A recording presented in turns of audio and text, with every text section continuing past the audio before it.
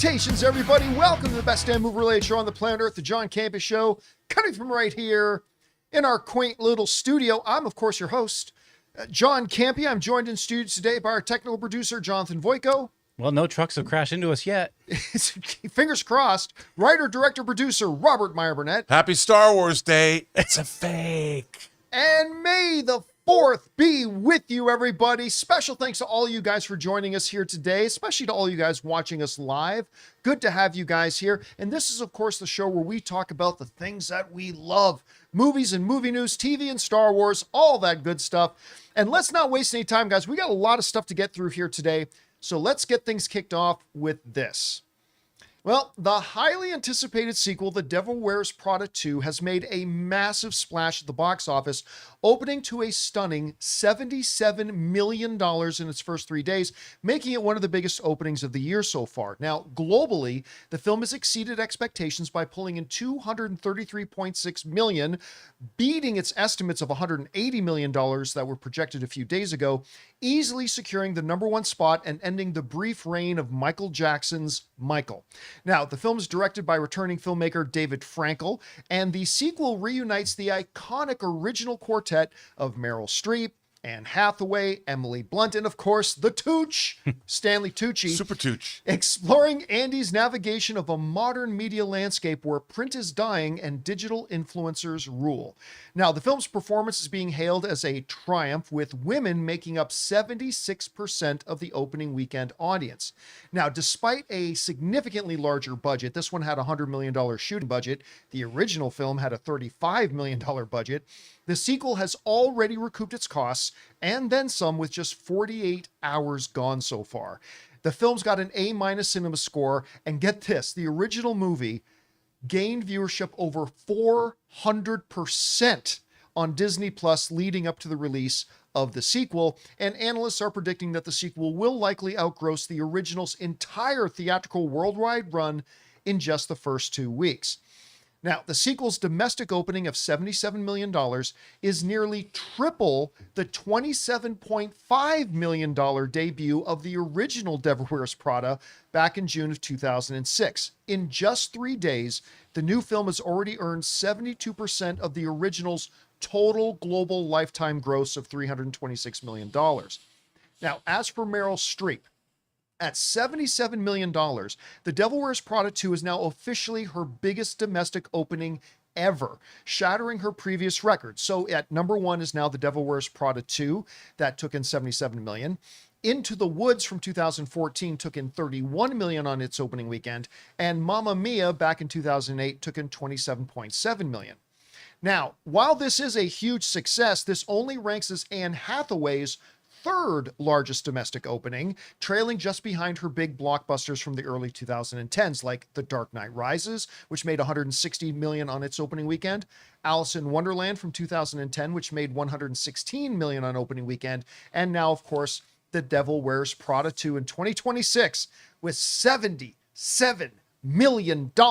Rob, people doubted the Tooch, they doubted the Prada, but this thing has come out, made a big amount of money. Your takeaways from this opening weekend for The Devil Wears Prada? Well, not to toot our own horns, John. Or toot your own horn. Or toot your own horn.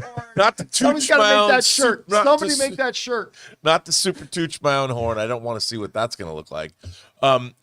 We've been saying for weeks, if not months, and I said on this show that Devil Wears Prada 2 is the Top Gun Maverick of sequels when it comes to this.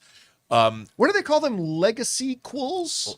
Legacy-quels? Yeah, legacy-quels. Yeah, when you get these super Legacy-quels. old Yeah, I like movies. Legacy-quels a good one. I mean, you're looking at 20 years. I think this is correct. I read this morning that other than voiceover work, Meryl Streep hasn't been in a movie in 7 years. Really? That's what I read. I believe it's 7 years. I have to look into that. And other than voice work. And so she comes back and slays, with her main character energy. And I think that this is not something that is surprising to you or I or Jonathan. We've been saying it. Yeah.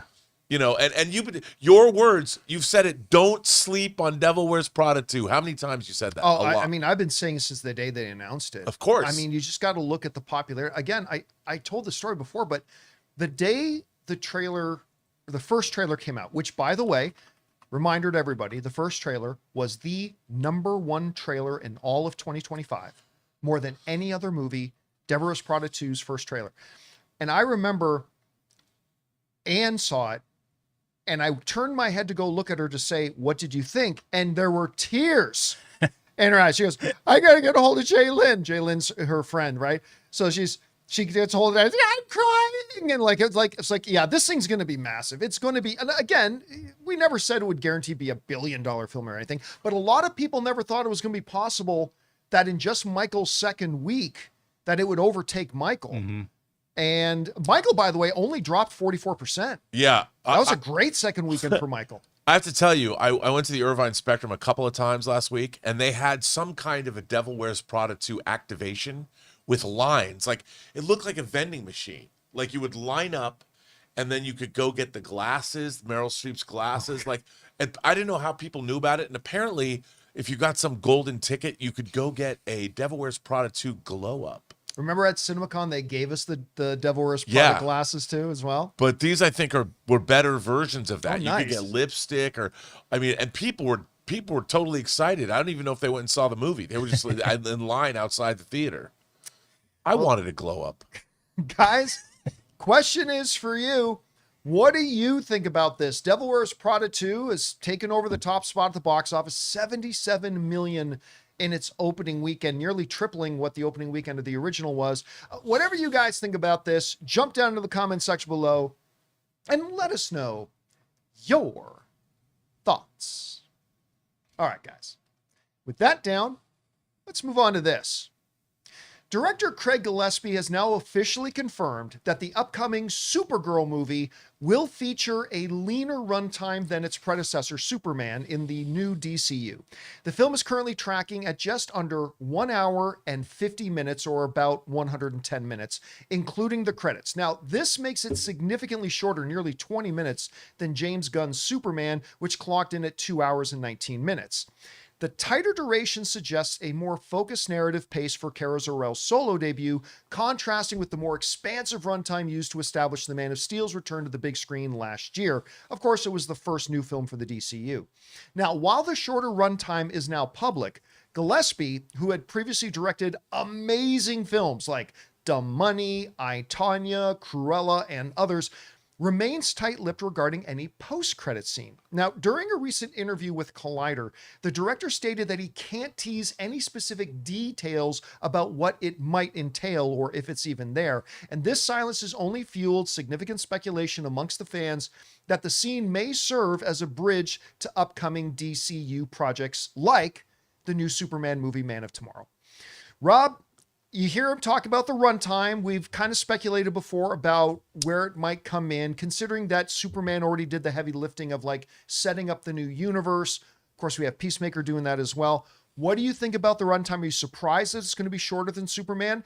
And do you think we are indeed going to get a post-credit scene? And if so, what kind of post-credit scene do you think we're going to get? Well, first of all, the running time is right where I thought it would be. I mean, we're so used to these over 2 hour runtimes when most action movies and most films like this used to be less than 2 hours. I think this is a perfectly respectable running time. Look, the running time, the film should suit the running time. The running time should have nothing to do with suiting the film. 100%. And I think that for this, I think exactly what it is. This film seems to know what it is and is going to deliver what it promises. And I think that makes it, I have no problem with the running time. As far as a post-credit scene, I don't think we're going to have a post-credit scene that leads into Clayface. I would assume that we're not. Yeah, I think you're right about that. But I do think that we're going to have a post-credit scene that absolutely feeds into the now shooting Man of Tomorrow.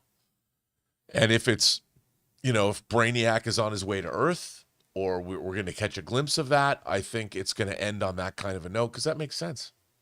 Cars out in space. Or maybe Lobo gets his ass kicked by Brainiac. Who knows? I don't know.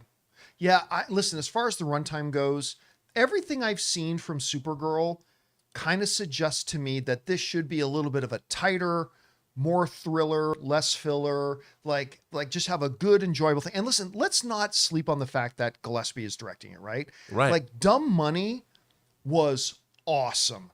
I, Tanya got a lot of Oscar consideration too. Cruella was surprisingly good. I really liked Cruella. Yeah, to me it was a throwaway movie till I saw it. I'm like, this was actually pretty damn good. Like he can bring that, and if he does, then that running time feels perfect. I think you are 1,000% right about the whole Clayface thing. Like it's not going to lead. Clayface is truly going to be a standalone. Yeah, like they're not going to do that. But I love your idea. Because they do this in Marvel too, right? Like if you're going to set up this big bad guy, you got to show him kicking somebody's ass. If you want to do something right, you do it yourself. Yeah, like to have maybe introduce Brainiac in the post-credit scene of that, which, by the way, we have no information that that's what's going to happen. But show how badass Lobo is in Supergirl, and then in a post-credit scene, have Brainiac encounter him and smack him around a bit. Yeah. I mean, that would be a great way to set up the next one. I don't know. Whatever you guys think, jump down into the comments section below and let us know your thoughts. All right, guys. With that down, being May the 4th, let's move on to some Star Wars stuff here, shall we? Now, according to a report from scooper Daniel Richmond, the interconnected era of Star Wars television that we affectionately call the Mandoverse appears to be reaching its end. A major highlight of the report is that they are shifting their strategy away from The Mandalorian, suggesting that a traditional 4th season for The Mando is no longer going to happen, as the narrative instead has been pivoted into the upcoming theatrical film, The Mandalorian and Grogu, which they showed us the first 17 minutes of at CinemaCon, and it looks surprisingly good. Anyway, now while a second season of Ahsoka is currently scheduled to come out later in 2026, the report indicates that there may not be any plans for a season 3. It also claims that the potential plans for a Skeleton Crew season 2, I loved Skeleton Crew, but they may have ditched those plans as well. The report is suggesting that Lucasfilm is eager to move the franchise into new stories that breaks away from the current New Republic timeline. Now, this shift indicates a desire to explore fresh narrative territory and different eras within the galaxy, rather than just remaining tied to the same specific characters and continuity of the Disney Plus streaming shows. Rob, is it time for Disney to move beyond the Mandoverse, despite the fact that it's had some success? And what do you think about the ideas of them branching into new eras, new characters, new stories? What do you think? I don't think that if season 3 of The Mandalorian and the retaking of Mandalore, all that was very successful and it was kick-ass and awesome, I'd say, no, don't do that. But it wasn't. And, leading the let's move Star Wars off. I think the Star Wars television experiment, we had a couple of good seasons of Mando. Andor was not just one of the great Star Wars shows, or the great Star Wars show. It was also just a great show. Yeah. And I nominate for best series at the Emmys. Absolutely. And I loved it so much. And I think Star Wars needs to move back to where Star Wars belongs, and that's on the big screen. And, there's no reason why a really thought out Star Wars universe can't support 3 movies a year, the way the MCU used to at its height. I mean, you need, look, for me, I just thought the Mandoverse was small. It really was. It felt small. Whereas Andor felt big and expansive. You had multiple storylines going on in multiple areas of the galaxy, and it all kind of converged, and it was incredible. And because it was shot on location half the time, whereas these volume shows are limited by what they can do. And the Star Wars saga needs to be big and mythic. And I think that the Mandalorian movie, after what we saw, I don't even think the Mandalorian movie, as much as it won me over. I was not really... The first 17 minutes they showed I was not really Yeah. interested. What they showed, I'm like, you know what, I guess this looks pretty good. I'm entertained by this. I love the explanation of the Razor Crest. I love Sigourney Weaver in a Rebel flight suit or whatever. I mean, I just think that we need to... Star Wars is supposed to be imagination expanding for an audience, not imagination limiting. And I feel that the TV shows, because so much of it was steeped, I mean, let's bring back Ahsoka. No, let's not do that. Let's create a whole new pantheon of characters that belong on the big screen. Yeah, I mean, I'm not completely in line with you when it comes to, like, I think a good pace for Star Wars would be one feature film a year. Sure. I don't know about 2 or 3, but I wouldn't, shake a stick at it either. But look, I've been saying for frickin' ever, they need to expand the Star Wars universe. The secret sauce, the hidden genius of George Lucas's creation was its wild vastness of the Star Wars universe. And yet every time we go into a new Star Wars thing, it's got to be revisiting something we already know. And that's become frustrating for me. And I've been saying for a long time, and you're right. You take the first couple of seasons of Mando, it was great. But by season 3, we saw it was running out of gas, which is why I've been skeptical about The Mandalorian and Grogu until they showed us the first 17 minutes. And I'm like, you know what? I think I'm on board for this thing now. But, what else have we got? I don't think Ahsoka season 1 was very good. I mean, it wasn't Acolyte bad. No. But I don't think it was very good. I'm curious to see what they're going to give us with season 2. I still like the idea, though, of smaller, more intimate Star Wars stories being told on Disney Plus, like Skeleton Crew. Sure. If they can still, like, every 1 or 2 years, give us a series. It doesn't have to be Skeleton Crew season 2, season 3, but give us a series about somebody in some corner of the Star Wars universe, their story. I think I could be up for that if it's in the shadow of regular theatrical movies. A too. Night of the Seven Kingdoms proved how that could work. Perfect example. But you know what I was thinking about this. If you were to take the how would I proceed? Or because people are always asking, what would you do with the Star Wars universe? If you went back to Knights of the Old Republic and went back like James Mangold or whatever, goes back 25,000 years, and you see the birth of this conflict, and then you could do that as a movie series, and then you could also do the New Republic, 25,000 years later, post Rise of Skywalker. And you have both of these two stories with brand new characters showing how they're dealing with the situations. And they would, in a way, have a Godfather 2 effect where you're showing two sides of the story of the Star Wars universe 30,000 years apart. But each kind of informs the other because the certain things exist. Look, this would be wildly ambitious, and you'd need a Gilroy Brothers cadre of storytellers who could pull something like this off. But that's what I think people want. You could get away with doing Knights of the Old Republic would be like House of the Dragon. And then you tell those stories like Night of the Seven Kingdoms, and that worked really, really well. It worked so good. By the way, I want to point this out. One of our viewers, Aranmo, I think it is saying, and this is a really good point, says Dune has probably set a high bar on what Star Wars needs to try and achieve. Totally agree. And that is, like, every once in a while, when you've got the playground to yourself for as long as Star Wars has, then something comes along like Dune and raises the bar. I mean, now the stakes are higher, and you've got to make it even better, which is what I hope we're going to get when we do finally get around to Starfighter next year. Yes. Which I'm very excited about. All right, guys. Question is for you. What do you think about this? Now, do you even believe these reports suggesting that they're not going to have any Ahsoka season 3, they're not going to move forward with a Mando season 4, Skeleton Crew is off the books, that they're going to move on from the Mandoverse? Number one, do you believe the reports? I tend to believe them. But number two, if so, do you like the idea or not? Whatever you guys think, jump down to the comment section below and let us know your thoughts. All right, guys. With that down, let's move into the mythical world of Narnia, shall we? Netflix's upcoming Narnia movie is now getting a full, proper, windowed theatrical release. The news regarding Greta Gerwig's The Chronicles of Narnia adaptation marks a historic shift in Netflix's distribution strategy, signaling a major evolution in how the streamer approaches theatrical exclusivity. Now, most significantly, this project is set to become the very first Netflix original film to receive a truly global-wide release, breaking away from the service's traditional model of limited prestige and awards qualification runs.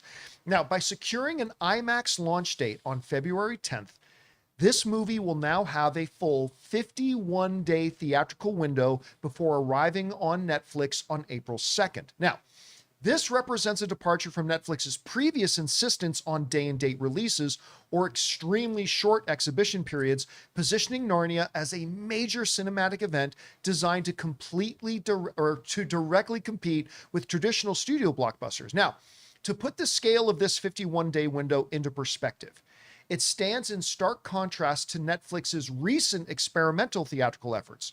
Films like Wake Up Dead Man, Glass Onion, K-pop Demon Hunters, they were all granted much more restricted windows, typically appearing in just a select number of theaters for 1 or 2 weeks or maybe a little bit less before their digital debuts, unlike K-pop Demon Hunters, which was already on Netflix first.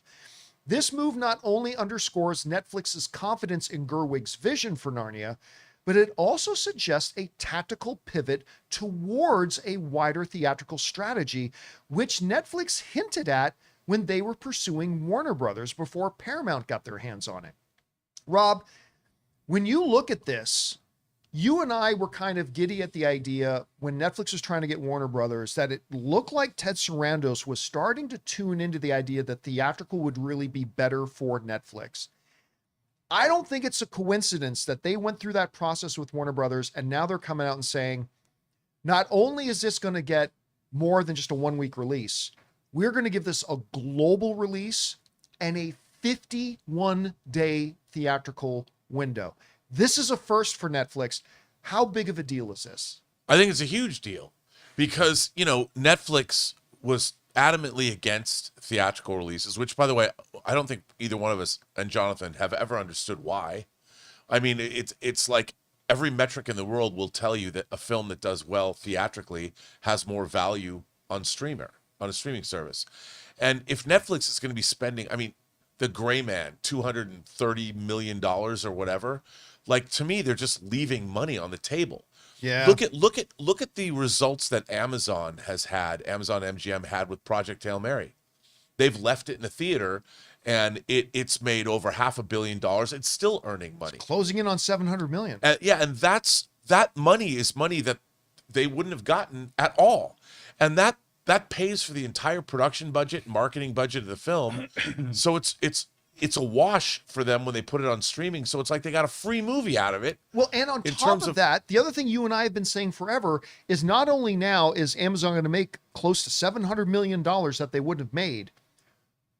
When Project Hail Mary does go on Amazon streaming now, oh yeah, it's going to be far bigger than if they just dropped it on streaming in the first place. So it's a win-win for them. Absolutely. And I'm very curious to see what happens with Masters of the Universe, which we're literally a month away from.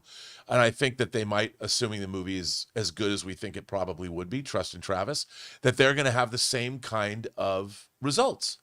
And that, as long as they do that, and look, Chronicles of Narnia is a big epic tentpole property. If done right. Yeah. And Greta Gerwig is coming off a $1.5 billion film. Yeah. Why wouldn't you want her to have this multi-Oscar nominated filmmaker, by the way? Yeah. By the way, one of our viewers, Laura Howard, in the live chat is raising a really good point. She's saying this won't work for every movie, but for a select few Netflix films, it could fund other movies for years to come. Totally agree. And I think she's absolutely right. Like, we're not sitting here saying that this indicates Netflix is now going to become Warner Brothers. Like, we're not saying that. And we've never thought that, right? They're always going to make straight to streaming movies for sure.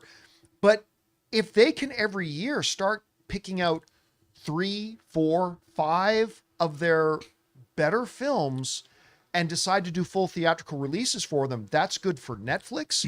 It's good for their streaming. It's good for their bookkeepers. It's good for audiences. It's good for movie theaters. It's just good for everybody if they do. But I think Laura's right. They're not going to put everything out in theaters. Right. But these big event pictures absolutely put them out there. As long as they have proper marketing budgets and they're treated like real theatrical releases, I think it's a great thing because, look, they were getting back, as we've said before, they were getting zero money back theatrically. No, I mean, this goes hand in hand, though, with what Sarando said during the mergers that he was trying to acquire WB, that he was trying to make. He said a lot of these movies we want to make as blockbusters and put them in theaters and keep them out for a long run. So to me, he's holding, even though the merger didn't go through with Netflix, he's still holding up his end of the bargain of what he wants to do theatrically. Oh, and he got $2 billion out of it. Yes, he did. just not for nothing. He also got a free $2 billion check. Yeah, so from Paramount. he can afford to throw 4 or 5 of these big event pictures out in the theater and see how they do for A him. little cash he can do. Little play money in Vegas. There you for go. him. Anyway, guys, question is for you. What do you think about this? Do you like this idea of Netflix taking some of their films? I mean, we're going to start off with a Narnia film, but giving it like a full theatrical release. What type of reception then do you think that movie's going to get when it eventually does go on Netflix on April the 2nd? Whatever you guys think, jump down into the comments section below and let us know your thoughts. All right, guys. Before we move on to our next story here, I want to take a second, do a little bit of housekeeping, and let you guys know about something, which is this. The movie meetup tour continues. That's right. The next leg of our cross-country movie meetup tour picks up on the second half near the end of May. We're going to be going out, and we've got 4 cities that we're stopping at on this leg of the movie meetup tour. They are, which you can see here. On May 24th, we're going to be in Columbus, Ohio at the Marcus Crossroads Cinema for the 6:30 p.m. screening of Mandalorian. It's going to be a week of Mandalorian because that's the big movie that's opening that week. Then on Tuesday, May 26th, we're going to be in the New York City area at the AMC Roosevelt Field 8 for the 7:20 screening of Mandalorian. Then the very next day, we're going to be around Boston at the AMC Braintree 10 for a 7:15 screening of Mandalorian.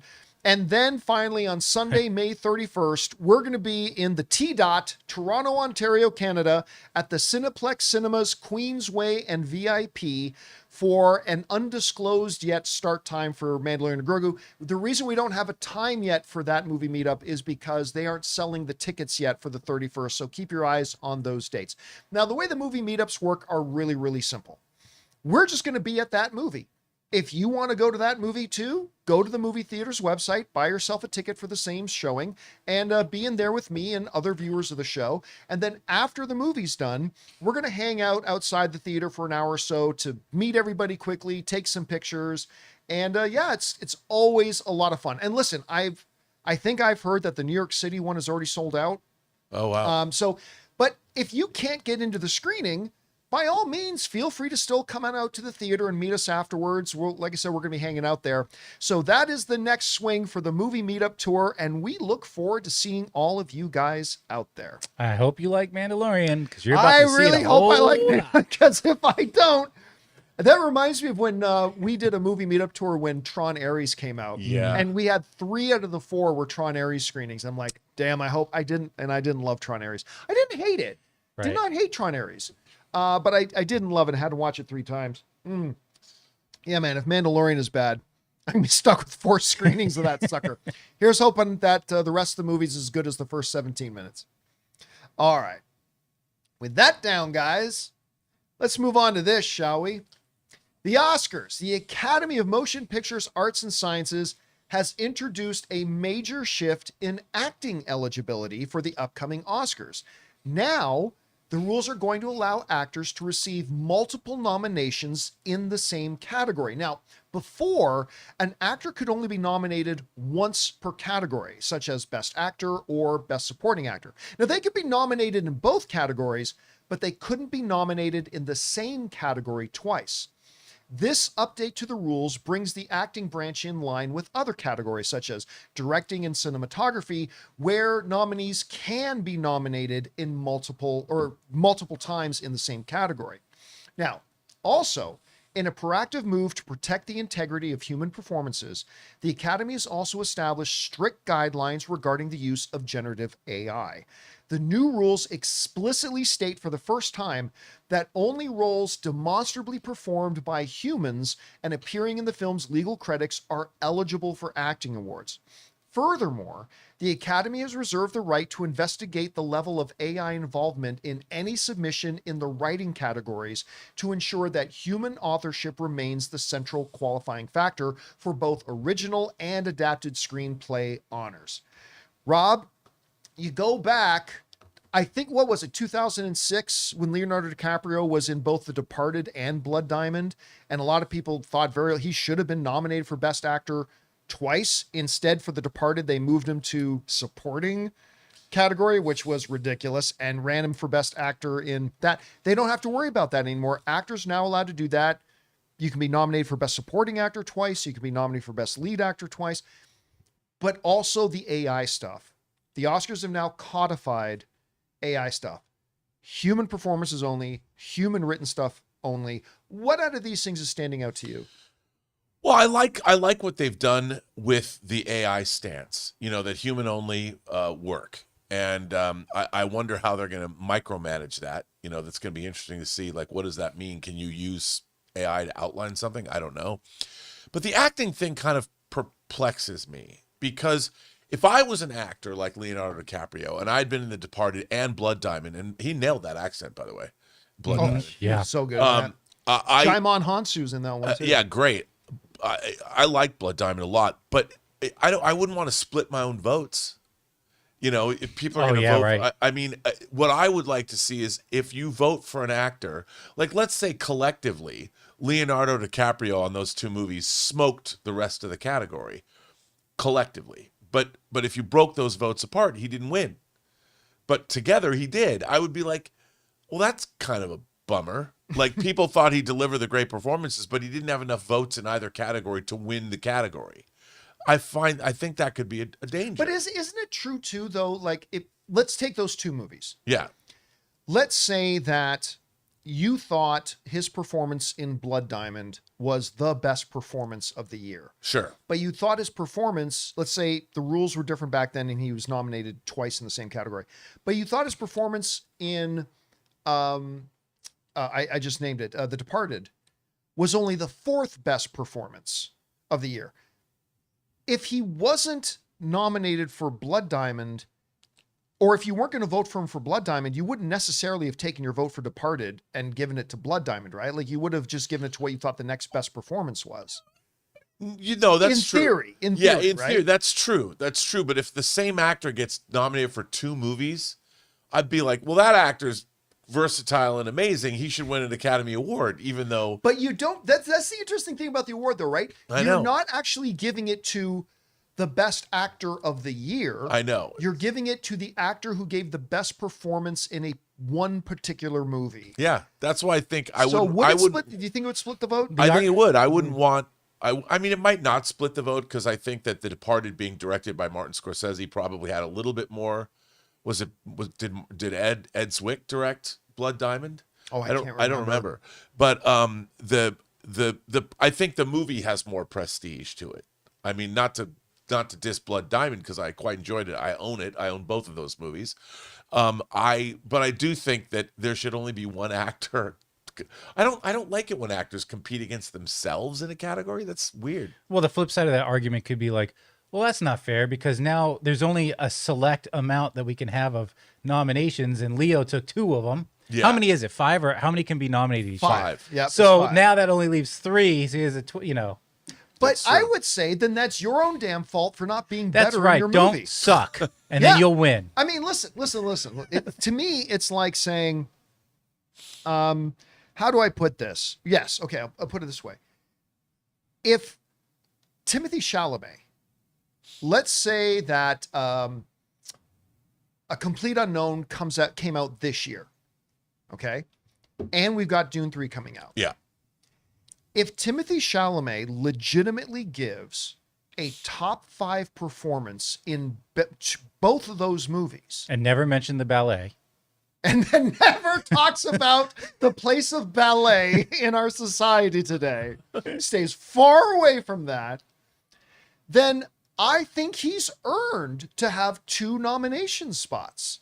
Like, if his because I would say that if his, let's say his Dune performance is the best of the year, and his A Complete Unknown Performance is the third best of the year. I don't think the third legitimately best performance of the year should be thrown out just because it's the same guy. No, I don't either. I just think that he might, because if there's such great performances, people would split the difference in terms of who they're. Yeah, that's the danger, though, right? And then you would lose. And that's the look. It comes down to the fact I liked it when they changed the Academy Award from and the winner is to the Oscar goes to, right? I like that because I think anybody who's achieved a top 5 acting nominee Is a winner. But that's easy to say when you don't win. But also, it just seems classier to say the Oscar goes to. Yeah, I agree. Jonathan, can you look this up for me? So, like other categories, I wish I thought of this earlier. Other categories do allow for multiple nominations. Yes. Has anybody been nominated multiple times in the same year and won? That's a good question. Because I think there have been a few years. Haven't there been a few years where John Williams was like nominated twice? Yeah.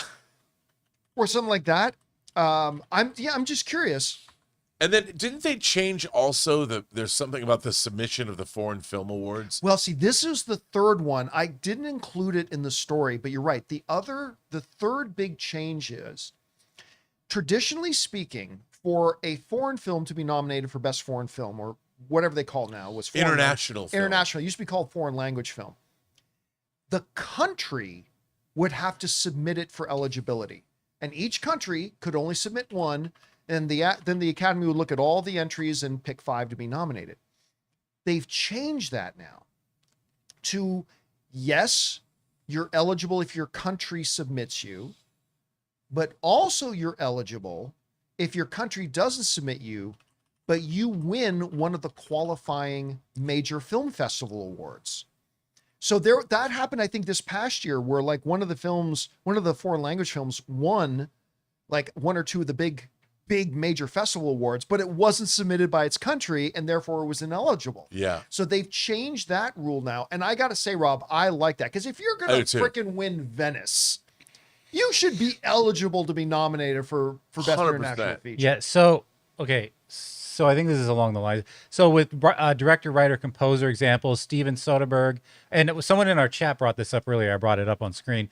Nominated for Best Director for both Traffic, and Aaron Brockovich won for Traffic. Okay, so it didn't split the vote. John Williams has competed against himself 8 times in Best Original Score. I'm sorry, 8 times? He's competed against himself. Wow. John Williams was nominated for Best Score twice in the same year. 8 times. 8 times. Which is insane. That's he won for crazy. Star Wars, but was also nominated for Close Encounters. So there's been other. So, okay, so there's an example of a guy being nominated twice and still Just winning regardless. lapping everybody. John Williams, yeah, like that's like I don't even want to hear. Like, listen, I get it. There are some great composers out there, absolutely. I don't want to hear any talk about anybody other than John Williams. There needs to be like GOAT. a special John Williams category, like in honor of him someday. I think he should have his own branch of the Academy, to be honest with you. Just rename the music branch of the Academy the John Williams branch. That's 8 times nominated twice in the same year. That is stupid. Anyway, guys, question is for you. What do you think about this? The Oscars made some big changes, including to the acting categories, to restricting AI, which I think a lot of people have been wanting them to put down in writing, and also for international film qualifications. What do you like about them? Is there anything you don't like about it? Whatever you guys think, jump down into the comment section below and let us know your thoughts. All right, guys. With that down, let's move on to this. Uh-oh. Might be some trouble over at Mount Doom, also known as Paramount, as a small group of consumers and streaming subscribers have banded together like the Fellowship of the Ring and filed a significant antitrust lawsuit in a San Francisco federal court to block the Paramount Skydance proposed merger of the upcoming merger between Warner Brothers and Paramount. Now, how this is all going to work out, not really sure, but basically what they're claiming is that these individual consumers and subscribers are saying that this merger will limit the amount of choice. It will limit the amount of news resources being given out. It's also going to limit the number of projects being put out in theaters that consumers can enjoy. Now, this is something that a lot of people around the business have been waiting for individual state attorney generals to file a lawsuit. Well, a bunch of consumers just got tired of waiting around and said, fine, in the words of Thanos, as you were saying earlier, I'll do it myself. And they have filed a lawsuit trying to block the merger. Now, predictably, Paramount has said, is dismissing this, saying this is without merit. We're looking forward to litigating this and getting this done. But it does present the first challenge legally to the proposed upcoming merger. Now, again, keep in mind that a lot of states' attorney general's offices are themselves looking at submitting such lawsuits on behalf of the states to try to block it. There are still hurdles for this whole merger that it has to overcome. Anyway, Rob, we're now seeing it's not the government, it's not the states, it's not even the attorney generals. It's a small group, I think it's 5 or 6, of consumers and subscribers to the service that are bringing a lawsuit claiming it violates the anti-competitive laws and stuff like that, and they're going to try to block it. Do you think this is going to get anywhere? At worst, do you think this might embolden the state's attorney generals to also file their own suit? And how do you see the overall probability right now that at the end of the day, this Paramount and Warner Brothers merger does or does not go through? What do you think? I think it's going to go through. Overall, I think that the merger is going to go through because big money tends to win in this country. Do I think it's great? I don't necessarily. I think that I like I like where this lawsuit is coming from, the idea of a diversity of point of view. I think one thing America really needs more than anything right now is diversity of viewpoint across the board. And not just, I don't mean just by one or two. I'd like to see a spectrum, a continuum of viewpoints that we can discuss rationally. And I think certainly when it comes to our news and our information, I mean, we are now awash in a sea of disinformation. So I understand where they're coming from. And I think that's coming from a reasonable, realistic place. If you're going to build an argument against this merger, I think that's a good place to start. But I still think it's going to go through. And I don't know if they can muster the resources to fight, I mean, Larry Ellison and his cadre. I mean, I only imagine Larry Ellison has like a SEAL Team 6 of lawyers ready to deploy at a moment's notice anywhere in the world he needs them. So I don't know if any other lawsuit can go up against that kind of power. So, well, I mean, listen, because of the way things work in the United States with the legal system, which is kind of messed up, but this law firm that's taking it on, and I've got the name of the law firm, I just misplaced it here, that's taking this on. They might be looking at this as a pro bono, or maybe not a pro bono, but, but a deferred payment thing. It's like, listen, we're going to do this lawsuit for free because if we can win or get a settlement, we think there's going to be a huge amount of money and they can just get it that way.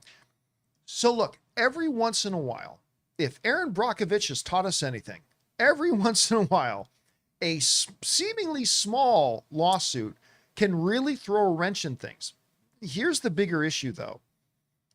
I mentioned this may embolden the state's attorney generals because we know including California, New York, and others, have been looking at filing their own separate lawsuits to block this. Their resources are unlimited. And if they can actually bring up a legal precedent, and listen, I tell you what, nothing about this has been mentioned so far. But I guarantee you, if this gets the wheels going, either this individual group of consumers who are bringing the lawsuit or one of the state's attorney generals, they are 100% going to be bringing up that 49% of this merger financing is coming from foreign entities. Yep.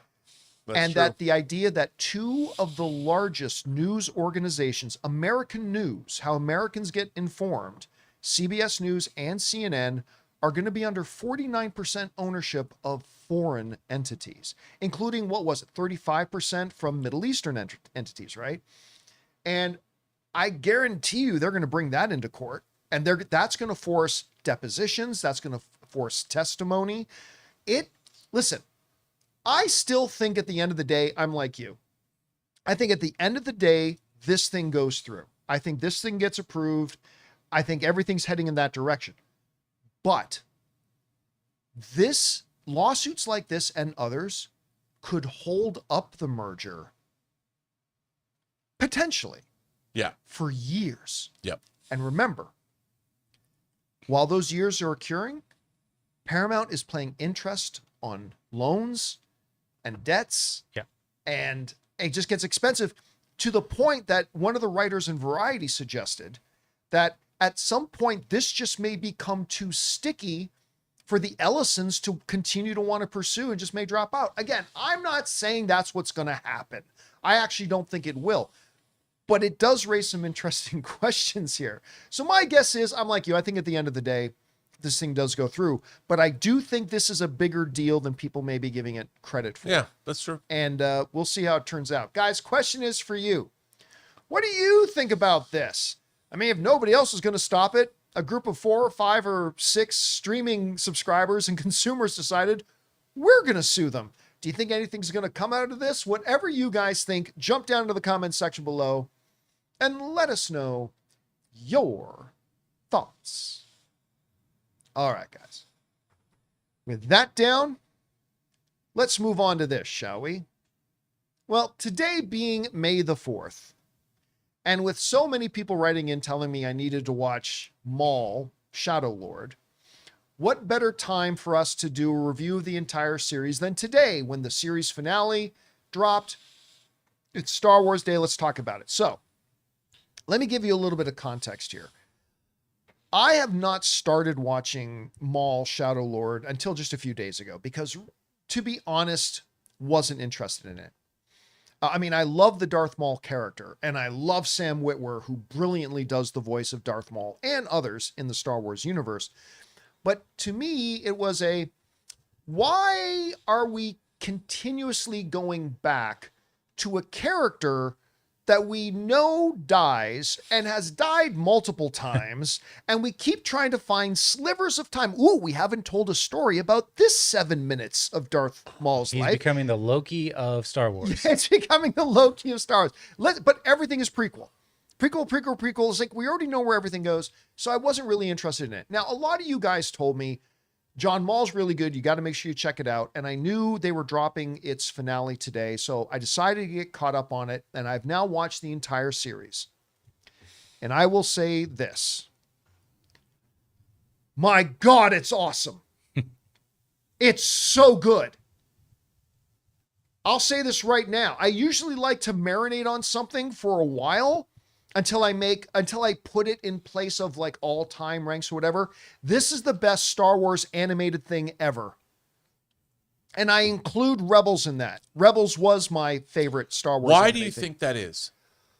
Okay, well, that gets into the meat of it, right? Of this thing. What I expected them to do with Maul is just, there's Maul. Look at Maul doing all this cool stuff. But they didn't. Molly. But they didn't. They decided, let's make a truly good show. First priority, let's make a good show. That includes not just Maul cutting people in half. Let's have a bunch of secondary characters. Let's have some subplot lines going through. Let's give depth to all these other characters. Let's make this world feel lived in. It actually legitimately feels like it wasn't just, let's highlight Darth Maul because everybody thinks Darth Maul's cool. Yeah, he is. And he is. He very much is. And that's why he dies all the time. But they gave like the characters like the police captain on this world, how it ties into the underworld, Maul seeking revenge, the larger problem that the Empire doesn't like that Maul's still out there. The whole thing about Inquisitors. Jedi Master Dookie. I know his name's Daki, but I can't help but call him Dookie. Jedi Master Dookie. Voiced by the president from 24. Dennis Haysbert. I think that's his name. Mm-hmm. By the way, does a great job voicing that Jedi. Was great. The story about his Padawan, Devin, and the fact that Maul has a secondary. That's the thing. Maul, you easily could have just fallen into a quick little, people like Darth Maul, let's make a Darth Maul thing. He's out for revenge, period. But no, even Maul himself had secondary motivations. Yes, he's seeking vengeance. Yes, it's a survival story. But yes, also he has another storyline where he's actually deciding he wants to find himself an apprentice, which is something that was hinted at in Rebels as well. And so everything from taking the best of the lore that surrounds him, introducing really good, interesting story, and then populating it with characters. Even there's a droid character by the name of Two Boots, which is a stupid idea. Sounds like a cat name. But it worked. It does sound like a cat name. It works. By the end of the series, I'm like, I like Two Boots. So they do all this and then bring all these diverging storylines all together. And that's the thing, Rob, sometimes we'll talk about, Andor. You brought this up earlier. Andor wasn't just a great Star Wars show. Take the Star Wars-ness out of it. It was a great show. Yeah. And I feel like that's what they did with Maul. It wasn't just, let's just make a cool thing of Maul doing badass stuff. Let's actually have a really good idea for a show. Let's have a really good idea for a story. Let's populate it with sub-stories and great characters that have some depth and give them their own journeys as well. And let's have some big, oh my God moments. And then also, yes, let's pepper in the great badass fights, the great badass choreography, all that kind of stuff. And let's make just a really good story. And I felt like that was their goal. And yeah, again, I gotta say, after finishing watching the finale today, and I know they just dropped the final 2 episodes this morning or late last night, so I'm not going to go into details in case, any of you haven't seen it yet. But for me, right away, I can say nothing Star Wars has ever done. I know there's a bunch of Clone Wars apologists out there who are screaming bloody murder at their computer monitors right now. Fair enough. I'm not trying to take away how you feel about it. I'm just expressing how I feel about it. This is so easily the best animated thing Star Wars has ever done. And all I can do is tip my hat to them, say I really, really enjoyed it. It was a lot of fun. And now maybe they'll try to find the next 8-minute segment of Maul's life they haven't covered yet in some prequel. So I don't know if they're going to do a season 2 or not, and I'm not even sure they should do a season 2. But Rob, I am telling you, I think this is the best thing animated wise. I mean, it's not Andor, but it is the best animated thing I think they've ever done. And I loved it. And I was skeptical about this thing the whole way through. I absolutely loved it. Rob, I know you haven't watched the finale yet. No. Because it just dropped at midnight last night. But what have you been thinking about Maul Shadowlord Star Well, I think about what you kind of said. It's that, look, when you're telling any kind of a story, especially when it comes to a franchise IP story, the most important thing is the story itself. You have to understand the IP of it can follow, but you need to tell a story. I mean, forget that Darth Maul is a Star Wars character. You need to give him a universal, mythic storyline that works outside of the Star Wars universe. And then figure out what that's going to be. And you figure out what all the characters are going to be, what the sub-stories are going to be, what the interaction's going to be. And then you bring the Star Wars into it. Because the story itself has to be good. Like, I feel when we've been watching things like the Kenobi series, it's like, well, we have to put Princess Leia in it to make it more Star Wars. Or make it to and you're like, no. That becomes what I like to call fraudulent creation. Because what you're doing there is you are not telling a great story. You are trying to shoehorn other elements of your IP in just to make it more IP heavy. And that never, ever, ever works. Because all of the great IPs throughout history have always been more concerned with telling great stories first because they weren't IPs to begin with. The first Star Wars was just Star Wars.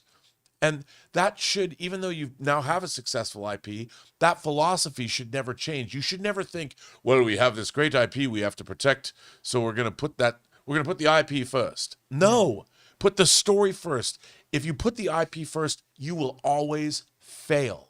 And when I listen to people talk about, like, to bring it up, Star Trek, people think that Star Trek has a thing you have to do. Like, you have to give these speeches and it has to be this way. And no, Star Wars was like, or Star Trek was an anthology series that told different kinds of stories. What did George Lucas look to when he made Star Wars? He looked to Kurosawa. He looked to Joseph Campbell. He did not look to other Star Wars because it didn't exist. And he was able to give you a storyline that used myth and took myth from here and myth from here and mixed it all together into a human story of a boy who hated where he lived. This sucks. My friends are gone. I dream. I look at those two twin setting suns and I hear this French horn in the background. I want to get the hell out of here. And that's where that story began. Because all of us were Luke Skywalker looking at those suns, and we all got it. And if you're not starting telling stories from that perspective, and that's what they did with Maul. He was essentially Richard Dreyfuss from American Graffiti. Yeah, 100%. Yeah. You know? That was exactly what he was. But you know what? They looked at Maul. Maul himself was barely a character in Phantom Menace. But he was badass. So you know what? You can tell any story with Maul if the story's good.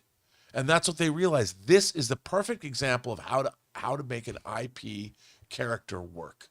Yeah, and by the way, you know, one of my frustrations with Star Wars has been, like you said, you got to put in Princess Leia, you got whatever.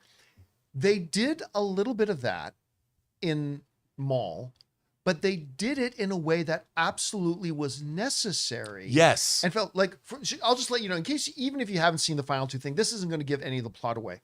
But Paul Bettany's character from Solo: A Star Wars Story, Dryden Voss, he's in this, but it perfectly makes sense as to why.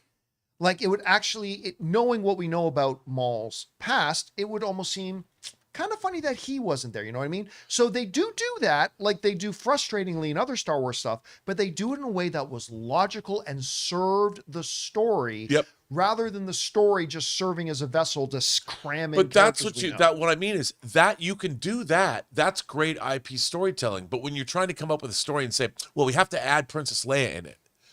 Well, you're like, no, you don't. It does. She doesn't belong there.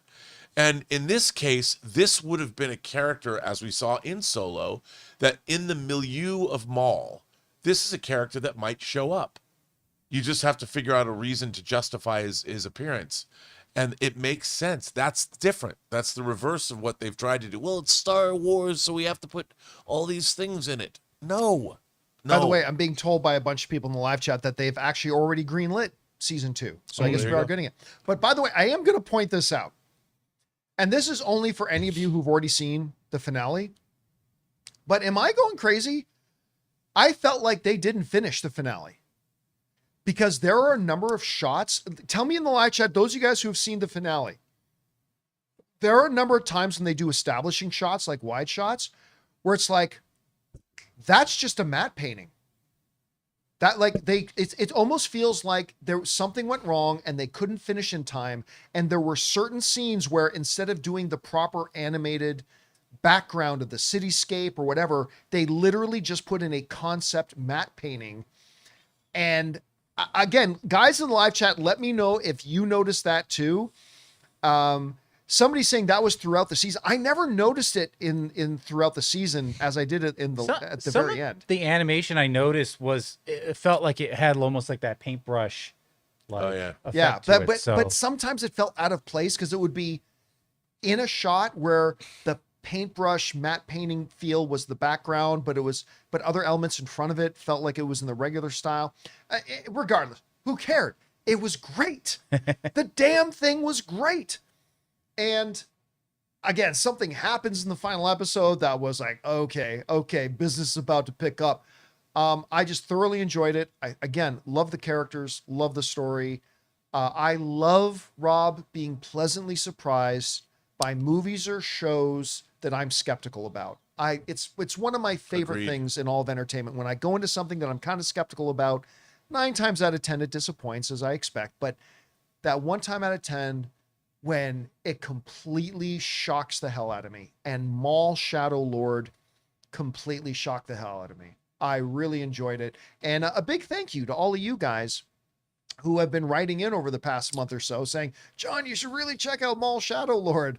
I'm glad you did, and I'm glad I did. Well, okay, anyway, guys, whatever you thought, did you see Maul Shadow Lore? Did you like it? Maybe it wasn't for you. Maybe you didn't think it was all that great, which is totally fair. Whatever you guys think, though, jump down into the comment section below and let us know your thoughts. All right, guys, and that will do it for today's installment of the John Campea Show. Thank you so much for being here, making our little show part of your day. Big special thank you to all you guys who've joined us live. We know there's a lot of other things you could be doing with your day. The fact that you guys came by and hung out with us as we talked about our favorite stuff really means a lot to us, and thank you guys so much for that.